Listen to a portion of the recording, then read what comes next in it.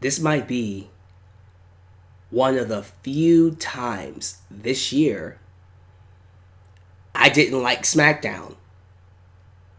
Now, was it a bad show? Not necessarily. Was it better than Raw? Absolutely. It's just knowing that this episode was the fallout to Survivor Series 2018, which I thought was a really good show. Raw swept SmackDown 6-1, although WWE wants us to believe it's 6-0. It's 6-1. My thought was, okay, what storyline is this going to lead to? What is being set up? What changes are we in store for? And you would think, okay, is Shane going to fire somebody? Is Shane going to turn heel? Is someone going to lose their job? Is something going to change when it comes to SmackDown Live? The answer to all of those questions is no. No one got fired. Shane did not turn heel. Nothing changed. Nothing. Survivor Series was rendered completely meaningless. It didn't affect Raw. Didn't affect SmackDown. Nothing happened. No reward whatsoever. Nothing. Nothing. Very disappointing. Very disappointing. Especially for SmackDown. One thing I gave credit to when it comes to SmackDown was that although it wasn't the greatest in the world in terms of, just being a wrestling show, but in terms of storytelling, they at least was able to take what was given to them and give us something. Give us something from what we got from previous pay-per-views or different shows. And they didn't do anything. Nothing happened. And I thought to myself, wow, this might have been one of the weakest episodes I've seen all year. This is including that one string of few months where Road Dogg was in charge and before SmackDown went back to being good again. But I remember, and I was tweeted this by Blake on Twitter, and Blake said it on Twitter. I think about how SmackDown was before Road Dogg stopped being the head writer and stuff. I think about how the show was overshadowed by Daniel Bryan and Shane McMahon, and nothing really mattered. Right? Well, think about tonight. What were the highlights? Daniel Bryan, Shane McMahon, the stuff he did with Miz, and I guess Charlotte. I guess. But not really, because nothing really happened with Charlotte. We'll get to her in just a second. But the highlights of the show were Bryan and Shane. And like I said, Charlotte, but nothing really happened with her. What's different from this episode of SmackDown than all the ones that were bad? So no, I didn't like tonight's episode. I thought it was very disappointing. I thought it was a horrible follow-up to what I thought was a good pay-per-view. But let's see what happens going forward. I'm not saying SmackDown is the worst in the world. I just think, knowing that the Fox executives... we didn't talk about that. It was reported that Fox executives were backstage tonight to scout out their acquisition. Since SmackDown is going to Fox next year, they were backstage seeing what they were basically getting. And I gotta be honest, they didn't get the best of shows. And I'm kind of worried for WWE. They did not put their best foot forward. I would think they would, but looking at it, it wasn't the best of shows. But we'll see. I mean, again, it wasn't the worst show I've ever seen, and it wasn't necessarily bad. It just was disappointing. Blah. Better than Raw. But overall, very disappointing. For SmackDown especially. Give me your thoughts. Maybe it's just me. Maybe you guys liked it. If you liked it, let me know down below. But I don't see anybody talking about this episode much. There's a couple of things that were noteworthy. The Daniel Bryan promo, especially. The stuff with Shane and Miz, because that's going to lead to something. And, again, I guess Charlotte.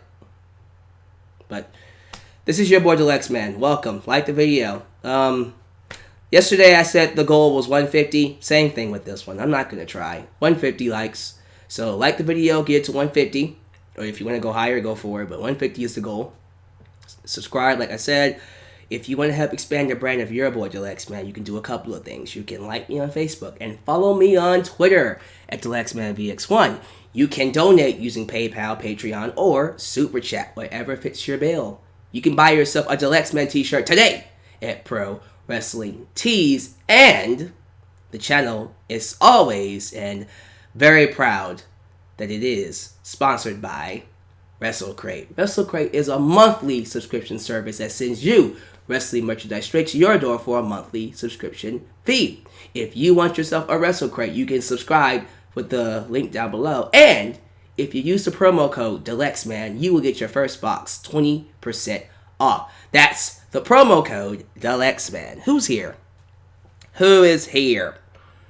We got Jake Selig, Sleeping Angels, Q-Dog in the house, The Beep Jr., The Elite Squad, Anthony Henry, Fiji. I can't even pronounce the rest of your name. Fiji. Xavier Russell. Chase 5677. The Champ. Rio of Wildfire. Devin White. Ultra Shadow 97. AJ Envoy. Spinosaurus. Joseph Winters. Brendan Kambambia. The Fire Zontos. Big B Wolf. Star Wars Fan 167. El Goku Dark. Official Deontay. Lucius. Immortal God. Young Stacks. Sean Swaby. 07 Freestyle. And Pikachu Black. Let's get this out the way. Let's get it out the way. Oh, sorry. Official Danita. I keep saying your name wrong. Why do I keep saying Deontay? It looks like Deontay. But thank you to everyone joining me. Yes, I see your names. Yes, I see all the people who I didn't say. People are saying I'm not sick anymore. I wouldn't say that. Oh, yeah, Mr. Krabs. Welcome, by the way. I'm still kind of recovering, but I am feeling better. But, yeah, anyways. Let's just get this over with. Because, quite frankly, I'm disappointed with the main roster. Period. Because you got to understand, I was excited. I was actually excited to see Raw and SmackDown following Survivor Series. And what I got was blah. Okay. I see how you are. Seriously, I see how you are, main roster. So as I said, Fox executives were backstage just to scout out what they were getting next year. Bryan is injured. He go under surgery soon. Yeah, I heard that Bryan actually got injured during the injury angle yesterday, which I thought was very interesting. Oops. Nice job, guys. You wasn't supposed to actually hurt the guy, but then you hurt the guy. We got more super chats coming in. Lord have mercy. Okay.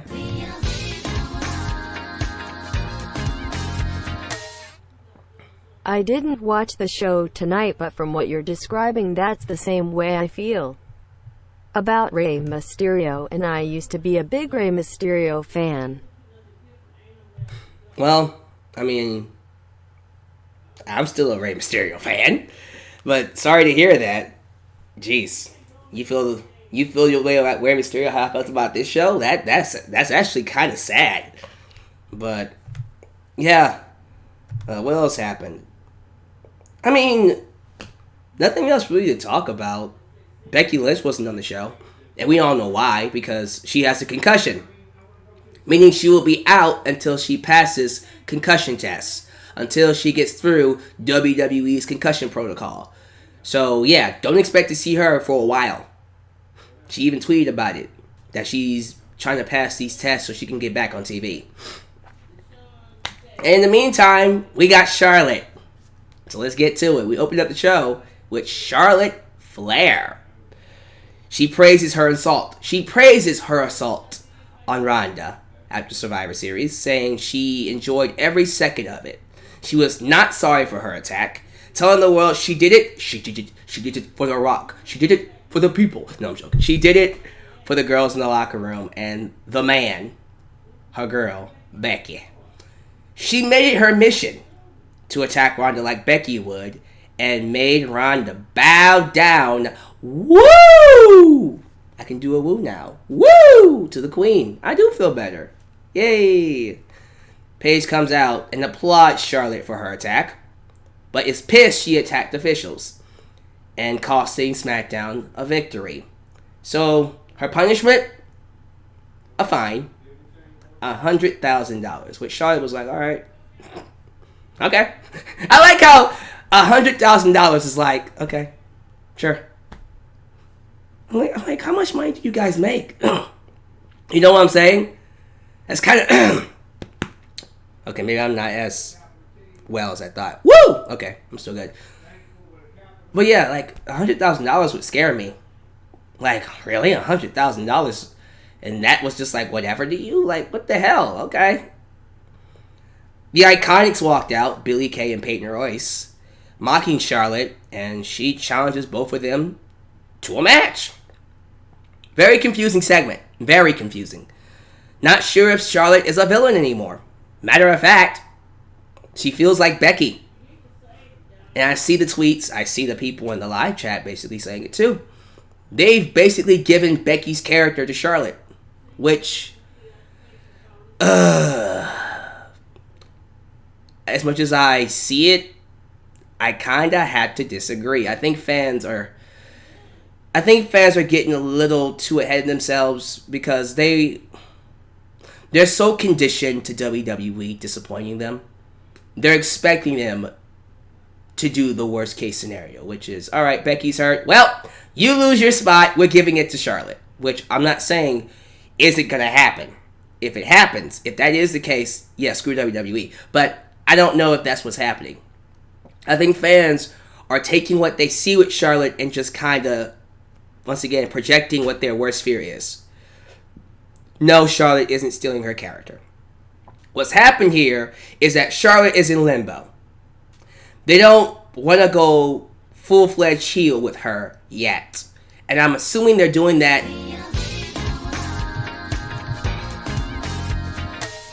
Who do you think will win with Rumble this year? Had no idea. My picks were McIntyre and Charlotte. Now, I have no idea. We'll have to see. Might still be McIntyre and Charlotte, but if it ends up being Becky and McIntyre, I'm cool with that too. Anyways, right now Charlotte is in limbo because I think they want to wait until Becky gets cleared, so Charlotte can make her full-fledged heel turn. As of right now, she can't do anything because there's no foil to go against her as a heel. So why would we turn her heel? I get it. I understand why they're pulling back. They're pulling back on what was clearly a heel turn. After Survivor Series, she tweeted, "Boo the woo, screw you." That was supposed to be a heel turn. But now they're just like, okay, we don't really have a baby face for Charlotte to face right now, so let's pull this back. Let's pull it back for now. And then when Becky returns, then she can go full-fledged heel. In the meantime, she's stuck in limbo. She's an aggressive baby face. Basically acting cocky, acting more self-confident, being more charismatic, and basically aiming to hurt her opponents.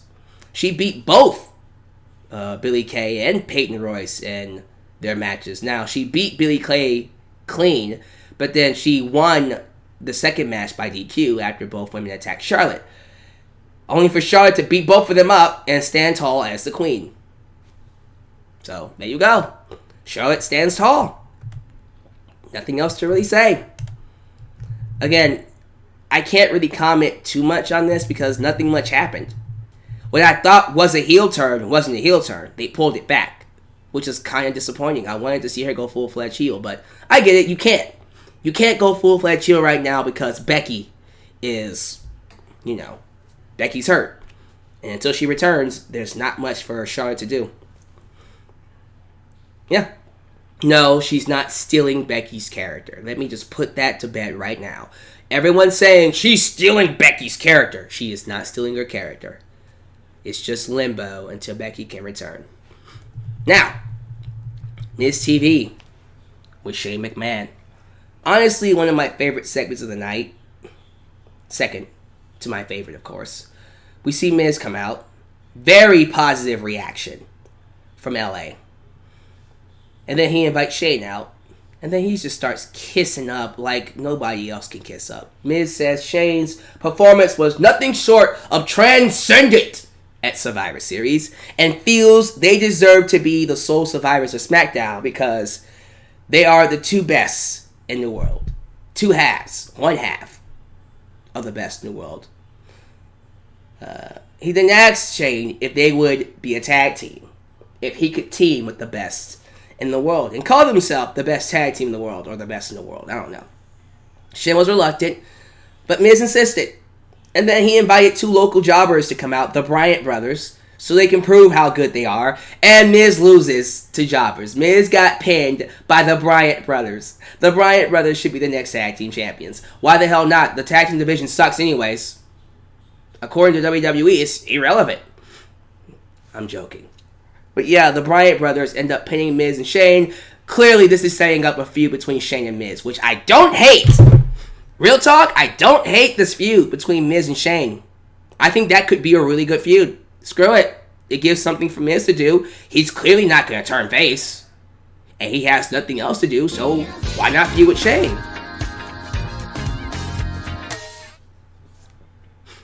What's worse, Raw writers are the Chiefs and Rams defenses. In case you were wondering, the score was 54-51 last night. Yikes. Raw's writers, clearly. Raw's writers was, ugh. Let me put it to you this way. If tonight was one of SmackDown's weakest episodes, it was still better than Raw.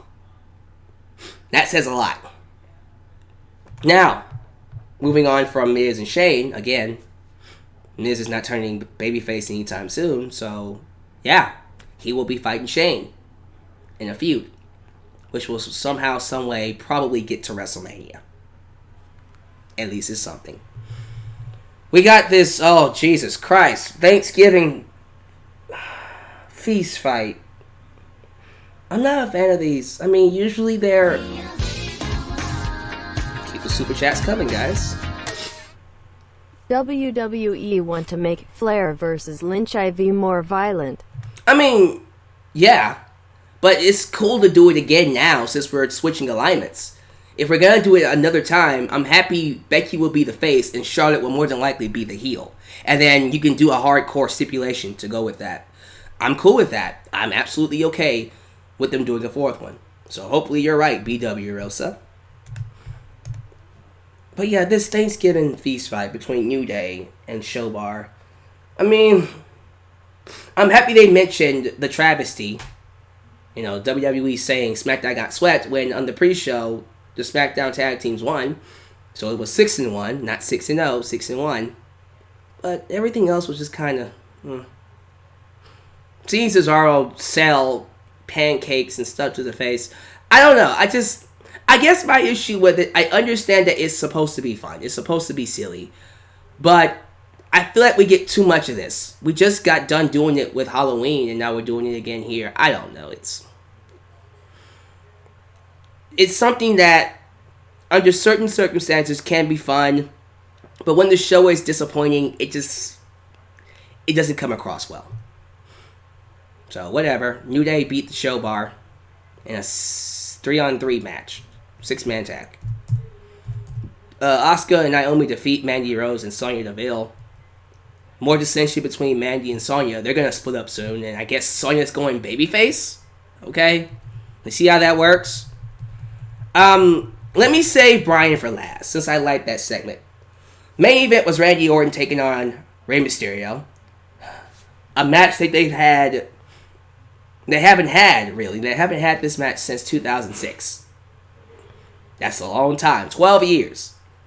So, I was kind of excited for it. And then I saw the angle. And I instantly didn't like it. Not because it... Listen, I can't tell you how many times I've seen this same old "I'm gonna rip Rey Mysterio's mask off" angle. I've seen it too many times. Sir Chavo did it. Freaking Jericho. Jericho was the best one. Chris Jericho and Rey Mysterio in 2009. One of the best angles that year. One of the best feuds that year. Probably ever. But I've seen this angle before. I'm pretty sure there were others who tried to rip Rey's mask off. Kane tried to rip Rey's mask off. I am tired of this angle. Can we do something different?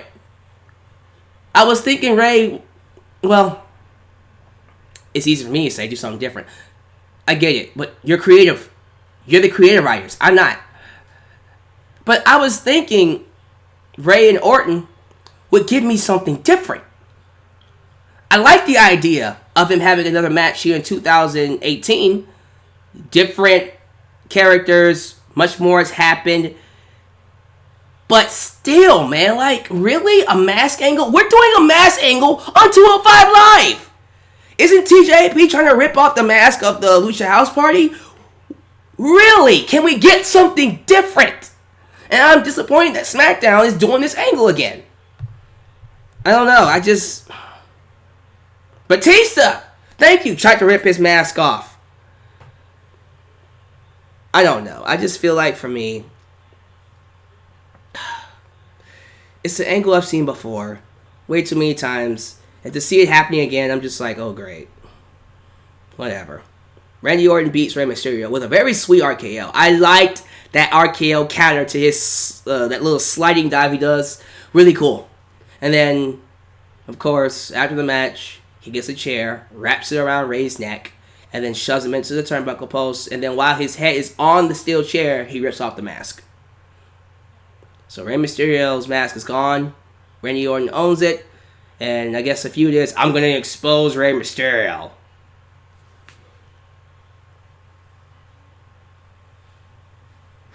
I'm sorry, this mask angle has gotten old. Do something different, please. That's all I ask. Just do something different. Last but not least, we got the promo of the new Daniel Bryan. WWE champ, Bryan. He walks out to a lukewarm reaction. I mean, I guess this is why they turned him heel to begin with, because he wasn't getting strong reactions. But tonight in LA, I wouldn't even say it was lukewarm. It was more mixed. People were cheering him. People were booing him. People were just kind of like, okay, I don't know what to feel about you, so we're just going to see how this goes. He got into the ring, and then he starts talking. And man, I remember a time when people said Bryan's microphone skills are the complete opposite of his in-ring skills, as in he can't talk. Bro, I'm telling you, seeing him work that stick tonight, bruh. Again, he got some yes and some Daniel Bryan chants at first, but that soon all went away. Bryan directs his message to an unknown source. He's just talking to someone. He's saying, it's not all about these people, it's about you. And I'm thinking, who is the you? Who are you talking to? Like, who is this you you're talking to? I don't even think he addressed it. Maybe he was talking to himself. Who knows? But he's saying he doesn't expect these people to understand. He admits he committed an act of betrayal. But it wasn't last week when he kicked AJ in the balls. It was 3 years ago. 2 years ago, really. 2 years ago when he announced his retirement and gave up on his dreams. The difference between Bryan and these people is that he doesn't accept failure. Spending 3 hours inside a hyperbolic time chamber.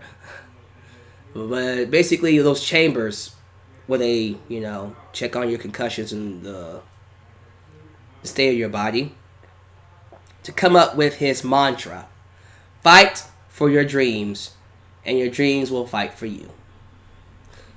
The people supported him. when he made his return. But he noticed that as time went on, they weren't as behind him as they were before he got injured. He realized they moved on from him. He pointed out the negative reaction he got that night and how the crowd was chanting AJ Styles to get them to chant AJ Styles. That was a very John Cena move of Bryan right there. That was very John Cena of him. But he called them fickle. Which, hey, I can't lie. We can be fickle. As the yes chants, I love this. As the yes chants grew quieter and he grew weaker, that's when Daniel Bryan's dreams woke up, took over, and kicked AJ Styles in the balls. Love that line. Awesome line. He said last Sunday, Daniel Bryan, talking to himself in the third person, Daniel Bryan may have lost the match, but he won because he allowed Brock Lesnar to beat the weakness out of him and kill the old Daniel Bryan. And when he realized the old Daniel Bryan was dead, he smiled. I love that. I love that the last remnants of the lovable Bryan died at Survivor Series when he felt like a babyface. That might have been the last time we'll ever see him that way for a while. All that is left is the new Daniel Bryan and a more changed and deformed man. Bryan forces the announcer to call him WWE Champion and the new Daniel Bryan.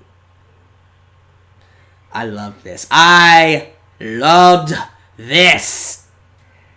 I loved what we're doing with Bryan. I love this more psychotic Mick Foley, Brian Pillman direction for Bryan. And I love the concept of it. Him being driven to insanity by his dreams, by this obsession to get back to what he was before he got injured. And as a result, he became a supervillain. This is the birth of a supervillain, which I love. I love this. This is really cool. It's such a great concept. You know, it makes sense. This guy, as a character, almost lost what he loved. At one point, he was being forced to do something that he thought he would never do. He gave up on his dream. When you think about it realistically, yeah, that would make anybody go insane. And the fact that this guy is here today wrestling is beyond a miracle. So, when you think about it, the fact that he came back and he got lukewarm reactions. Yeah, the heel turn makes a lot of sense. The heel turn, actually, is welcomed. I look forward to seeing what he does as a heel. And tell you what, we have to remember something. This is Daniel Bryan. This is the new Daniel Bryan. And I see a ton of great things coming from him. But we have to remember something. Even when he was Bryan Danielson, these heel runs, these heel turns, they don't last long. They don't. Understand this. Bryan will go back to being a babyface. Oh, it's going to happen. He is not meant to be a long-term heel. He will be a heel until, I say I give him a year. I give Bryan 1 year, if that. By next year's Survivor Series, he will be a babyface. But it's good to take a new direction with him for now. But someone like Bryan isn't meant to be a heel for long. I think about people like Stone Cold Steve Austin, who had that very short heel run in 2001. Wasn't even a year. A little bit over half a year, and he's right back to being a babyface. I think about The Rock. He came back in 2003, was a heel for a short time, went back to being a babyface. People like Bryan aren't meant to be heels for a long period of time. They're just not. So I'm okay with that. I'm perfectly okay with Bryan having this short heel run to establish a new character. And I love it. I love what we're doing here. He said the yes movement is dead. He said he wants everything when it comes to the yes chance to die. Hashtag death to the yes chance. Hashtag death to the yes movement. He said it's dead. It's a new Daniel Bryan now. And I'm looking forward to it. I look forward to seeing what he does. This was awesome. This was something new. This was something fresh. And when AJ Styles comes back, oh, that's going to be good. I look forward to their match at TLC, whatever match they're having. I hope it's a stipulation, a ladder match or something. But this should be an interesting feud. Give me your thoughts. Give me your thoughts about this promo. But yeah, I thought it was great. That was a great promo on a very weak episode of SmackDown. Again, that's just my thoughts. Give me your thoughts on SmackDown tonight. How you guys felt about it. I'll read a few comments, then I'll get out of here because there's not really much else for me to say. So let's see. Giovanni Garcia. I wonder who will beat heel Bryan for the title. I wouldn't be shocked if nobody did. Again, I expect Bryan to hold this title for a while. I think they're going to give him a long run. I think Bryan's going to hold that title for a long while. That's what I think. Let's see here. Brendan Kambambia. Hot dogs in Chicago are disgusting, I heard. I'll take your word for it. Joseph Winters. AJ Styles versus Daniel Bryan should be a great feud. Oh yeah, it should be amazing now.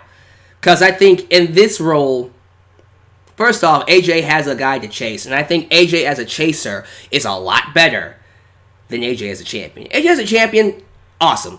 But AJ as a chaser is even better. Heel Bryan versus heel Ambrose. Who's a better heel? That's a good question. I would bet heel Ambrose, but we'll have to see. Anthony Ace. I didn't watch SmackDown. I almost only watched NXT at 205 Live. I don't blame you. Lars Sullivan is coming to Raw. Oh, that's lame. Yeah, that's kind of lame. The Psychotic Daniel Bryan.